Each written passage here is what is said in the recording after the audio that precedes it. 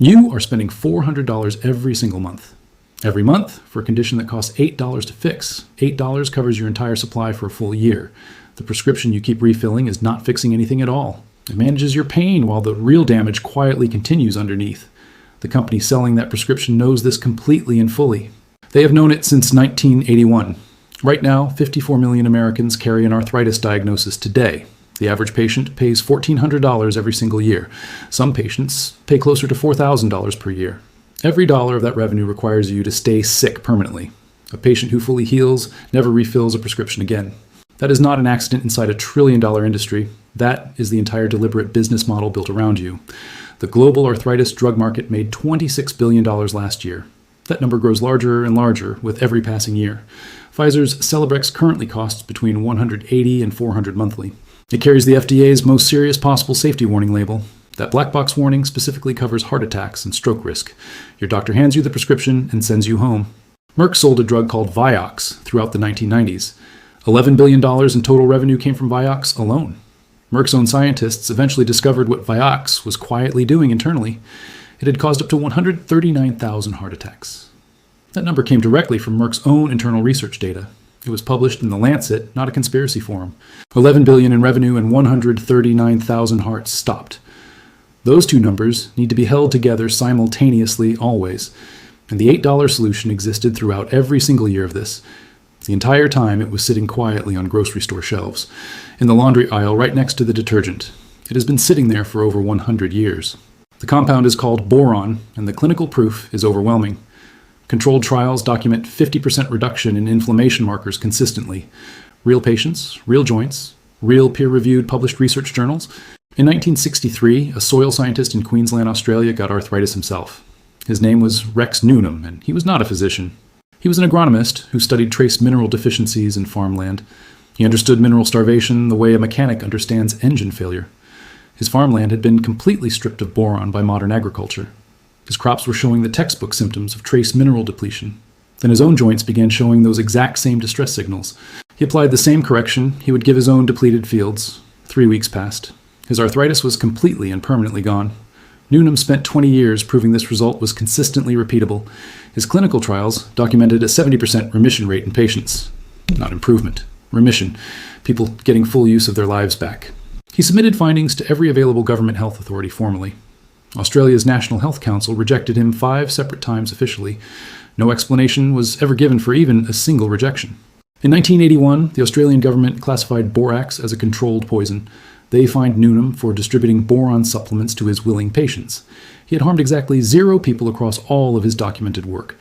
That exact same year, Pfizer was developing what would become Celebrex internally. The arthritis subscription market was being deliberately and carefully constructed. That market only works when patients stay chronic and never heal fully. One mineral correcting the root deficiency destroys the entire customer base instantly. A healed patient never opens another prescription bottle for arthritis again. Boron cannot be patented. It is a natural element from the earth. No patent means no royalty stream, and that means 0 corporate interest. That single fact explains 40 years of complete commercial silence around it. If someone you know is writing that prescription check every single month, send them this right now before watching another second of this. This knowledge was buried for 4 decades deliberately and methodically. It deserves to reach every single person who genuinely needs it. Subscribe so you are here when we open every vault next. Because what comes next explains exactly how your body became deficient, and why the agricultural system helped manufacture this crisis from the beginning. For most of recorded human history, soil was naturally rich in boron. It came from the slow, natural erosion of boron-bearing rock formations. It built up in topsoil over thousands of continuous, undisturbed years. Plants pulled it up through their root systems while growing. Animals ate those plants and transferred boron directly into their tissues. Humans ate both the plants and the animals throughout history. The dietary chain moved boron continuously from ground into the human body. Average boron intake in traditional agrarian populations ran 3 to 9 milligrams daily. Modern Western diets currently deliver less than 1 milligram per day typically. That gap between 3 milligrams and 1 milligram is where arthritis begins. The disruption started in earnest around the 1940s and 1950s. Synthetic nitrogen fertilizers completely transformed commercial farming across the world. Nitrogen dramatically accelerates plant growth beyond natural rates of development. Faster growth means less time for roots to mine deep soil minerals. Plants grew bigger and faster, but became nutritionally hollow in trace minerals. Boron was one of the first casualties of synthetic fertilizer agriculture. By 1960, boron levels in commercial produce had dropped measurably and consistently. By 1980, food-based boron intake in developed countries had halved from baseline. Nobody in public health raised an alarm about boron specifically during this time. The pharmaceutical companies were busy building the market for what was coming. Inside the human body, boron does something that no synthetic drug replicates. It directly regulates the enzymes responsible for breaking down inflammatory compounds. Without adequate boron, these enzymes slow down and inflammatory markers accumulate. The accumulation damages cartilage tissue over months and years of exposure. This is not a theory from a wellness blog or YouTube channel. This is the biochemical mechanism documented in peer-reviewed endocrinology literature. The Journal of Trace Elements in Medicine and Biology published this in detail. Boron also regulates how the body metabolizes calcium and magnesium simultaneously. Both minerals are critical to maintaining the structural integrity of bone tissue. When boron is deficient, calcium and magnesium metabolism becomes inefficient and disrupted. Cartilage breaks down faster. Joint fluid diminishes. Inflammation compounds upon itself. The result has a name that generates $26 billion annually. They call it arthritis. It is in many cases a correctable mineral deficiency. Rex Newnham understood this before any major research institution would touch it. After curing himself in 1963, he began treating willing patients with boron. His first informal cohort of patients showed results he could not ignore: stiff joints loosening, pain levels dropping without any pharmaceutical intervention whatsoever. He began designing more rigorous controlled trials to generate publishable data. His most significant study enrolled 72 patients with confirmed osteoarthritis diagnoses. Half received 3 milligrams of boron daily as sodium tetraborate supplement. The other half received a placebo with identical appearance and packaging. After 8 weeks, 70% of the boron group reported significant improvement.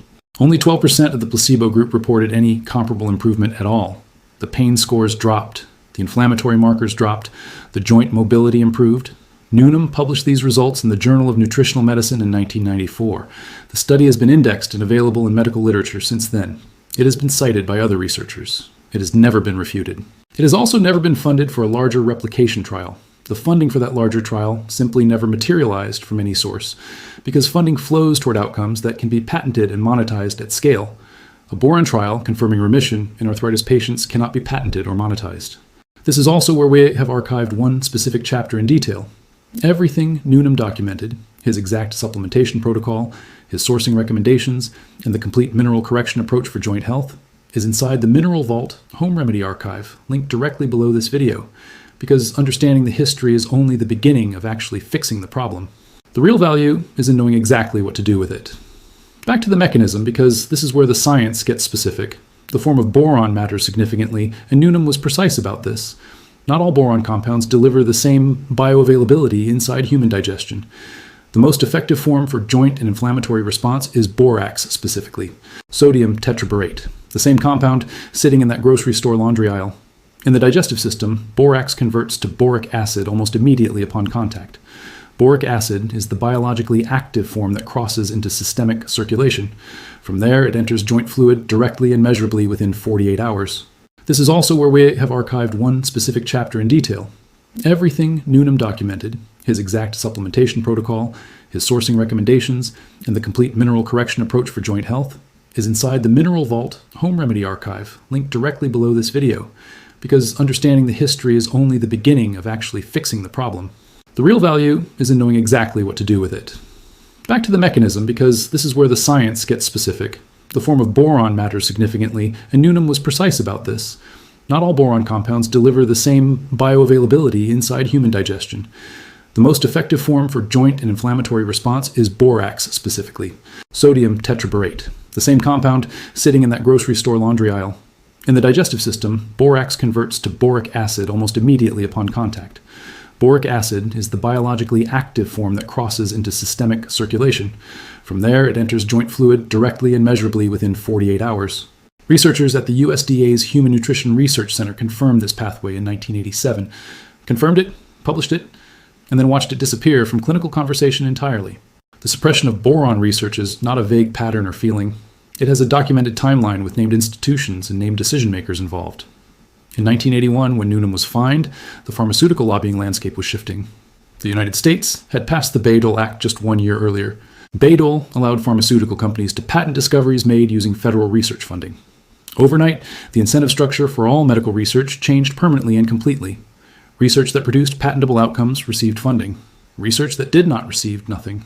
Boron produced outcomes. It did not produce patents. The math resolved itself. The suppression of boron research is not a vague pattern or feeling. It has a documented timeline with named institutions and named decision-makers involved.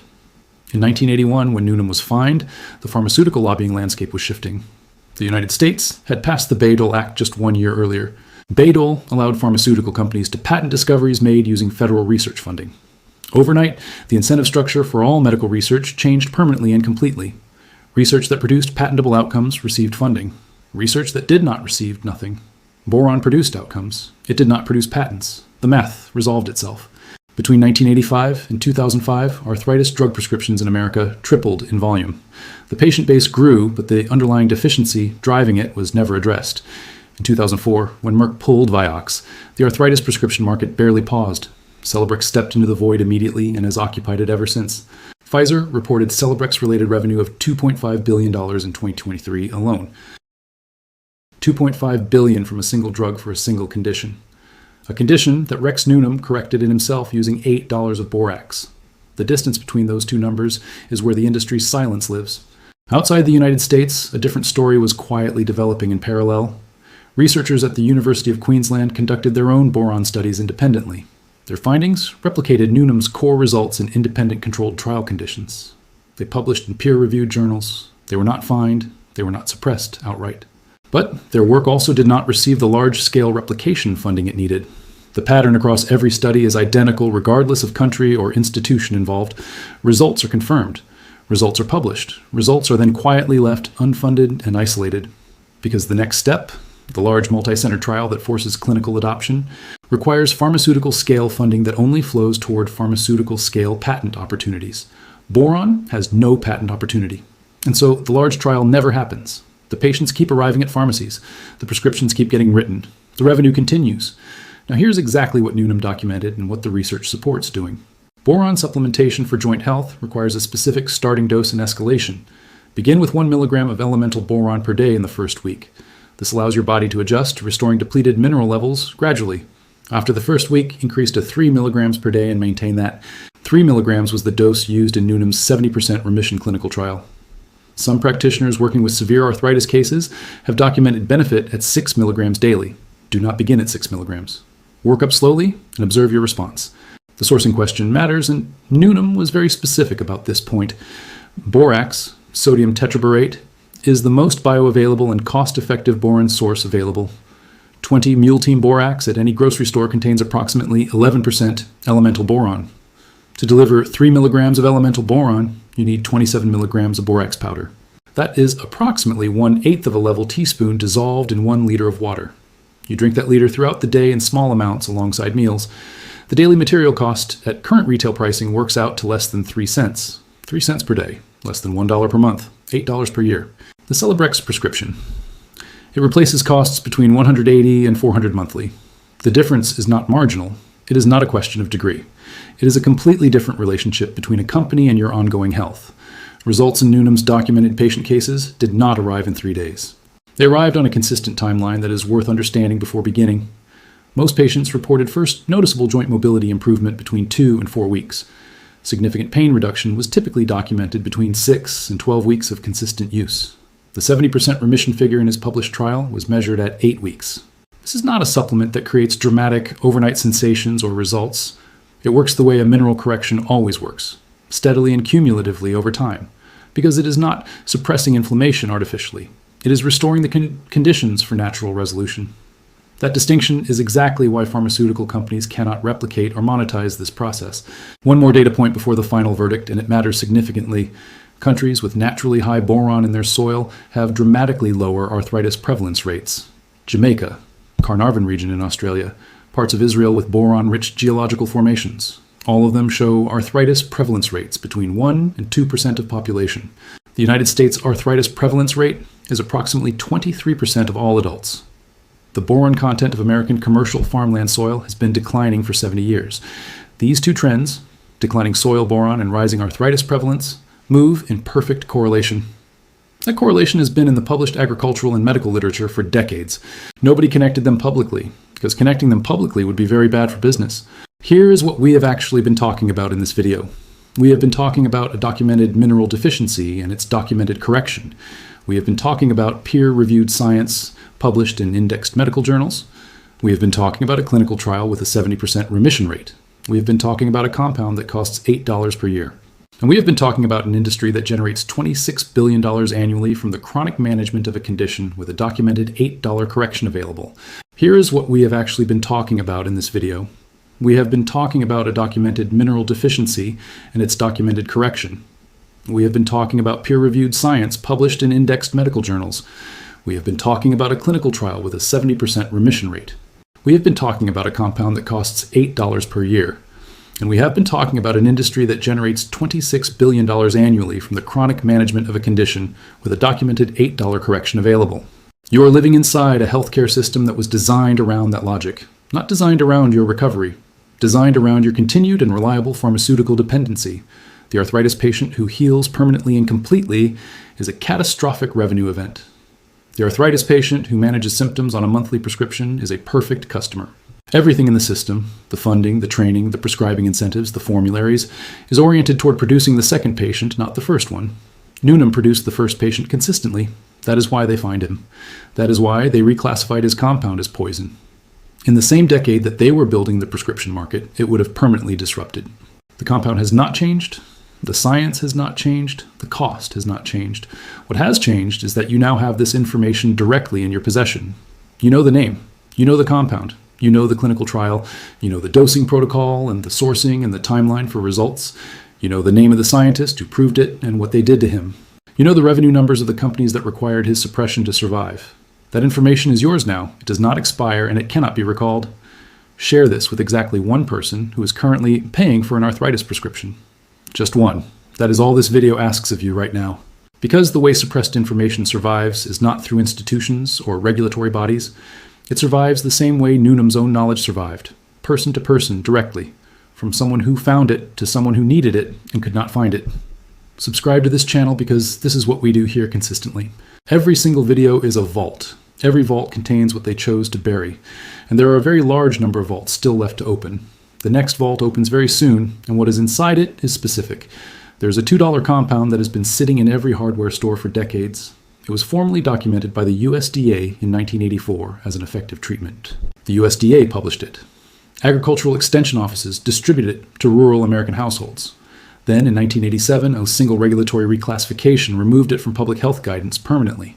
Not because it stopped working. It never stopped working. It still works today. But the condition it treats generates $9 billion annually in prescription revenue currently. And a $2 hardware store compound generating zero patent revenue was not compatible with that. That vault opens next week. Be here for it. If this video gave you something that you could not find anywhere else, leave a comment below telling us which joint has been giving you the most trouble. Not because we collect your information or sell it to anyone ever, because every comment you leave tells us that the right person found this vault. And that is the only metric that has ever mattered to this channel.